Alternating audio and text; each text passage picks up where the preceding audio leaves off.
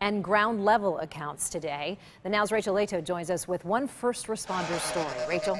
Shannon, a few months ago, I did a story on a married couple. They've been married for 65 years. Well, this week they called me and they said, you have to hear Mark's story. He was a 9/11 first responder, and his story is amazing. And boy, were they right. We were working on Staten Island that morning, and we got assigned after the first plane hit. And we got there at just about as the second plane hit. Mark Harris worked as a paramedic for the New York Fire Department for 27 years. We were standing on West Street when the building came down, when the first building came down. And unfortunately, I was about 400 feet away.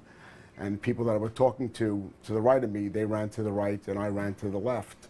And they ended up dying and I ended up living. When the second building came down, Mark says he didn't know where he was. He only knew he was saving people. The black cloud that everybody sees coming, you know, well, white cloud, but when you were so close, it was a black cloud. So that black cloud was suffocating. It was absolute blackness. My hand was in front of my eye. I thought I was blind because I couldn't see. Nearly blind. When Mark took his contacts out, his corneas came with him.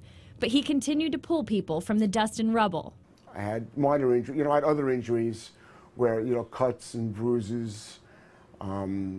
We couldn't breathe, none of us could breathe.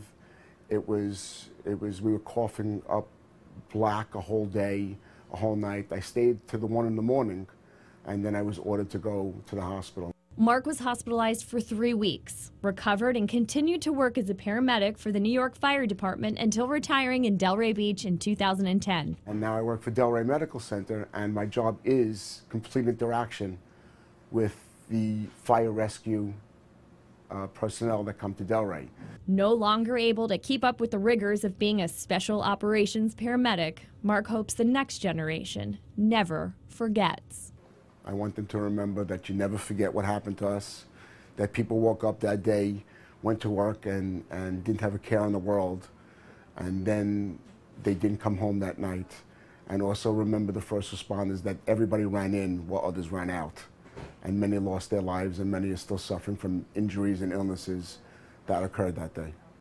Amazing. Mark is actually in New York right now with his family. They're visiting the 9/11 Museum for the very first time. Mark says he's seen the crushed fire trucks, the crushed ambulances, the twisted metal, but he wants his family to actually see it with him. Now, he also says he's curious to see how 9/11 is being portrayed. Shannon?